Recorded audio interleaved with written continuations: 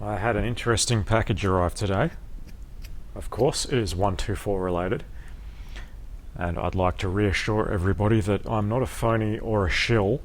Nobody pays me to make these kinds of videos. I have a day job, I don't need to do that kind of nonsense. I thought I'd show you this package because I was really impressed with the seller's attitude. He didn't know me from a bar of soap. I'm just a casual eBayer. I saw something I wanted and I bought it. Let's have a look at what it is. Try not to stab myself in the process of opening it. I'm sure that would make for great entertainment value, but I don't really want a trip to the emergency room at the moment.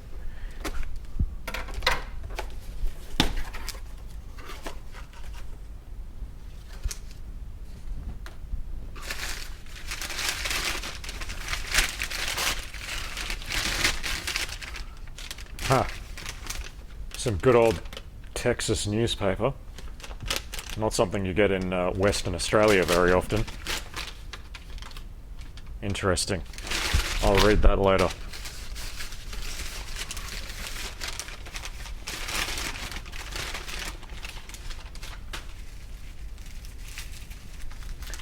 And you might have guessed what it is already.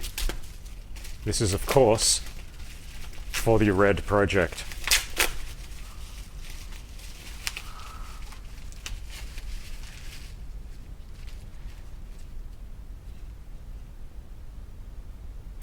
Hopefully they're the right version.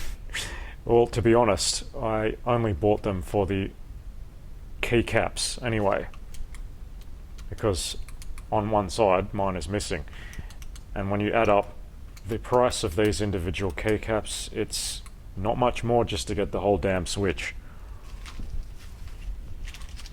So that's one side, and notice they are the non-memory. I think that's kind of unusual for the USA because I thought most of your cars have the memory seats. In Australia, that was a very expensive option that not many people took up. So when you have electric seats, most of the time they are the non-memory variant.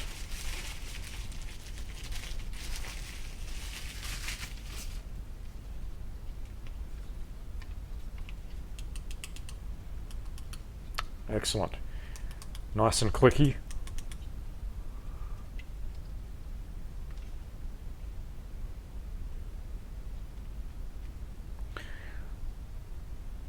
I don't know if that is the same or not, but as I said, it doesn't matter. Even if it's not, I'll make it work. I'll give you a bit of a backstory as to why I liked this seller shortly. One thing that's very interesting with these later seat switches, the actual shape of the backrest is different to the earlier version. Like on my 1990 car, it's actually got a returned section at the top of the backrest there, whereas these are just straight at the rear. So, since I have two straight backrests, I may as well fit both of these switches to my Red 124. And the electrical connections are all the same by the looks of things, so it should just be plug and play. I don't actually have my seats retrimmed yet. I will do that shortly, and then we will see them in action with these switches. Anyway, you might ask why I liked this guy's attitude. I made this purchase, didn't say anything at all, and then a couple of days later I got this message in my inbox. I'll read it to you if you can't see it clearly. Greetings, many thanks for your purchase.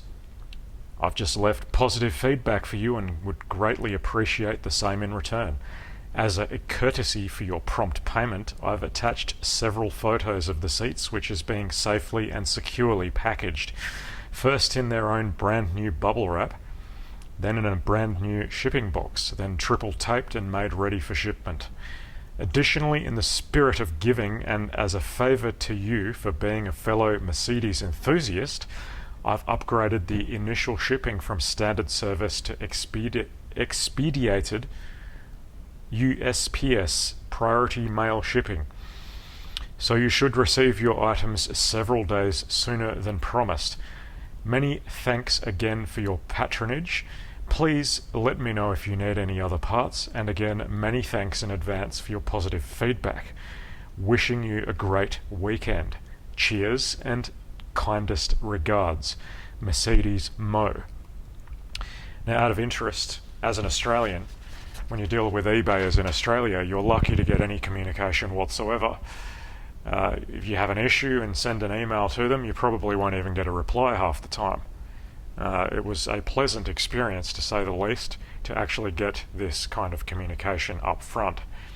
I have had a number of issues dealing with eBayers in Australia in the past, particularly before I went overseas at the end of last year. I ordered some items, told them specifically that I'm going away, and I paid extra for express shipping, only to have them not even reply and wait 2 weeks to send the item using regular post.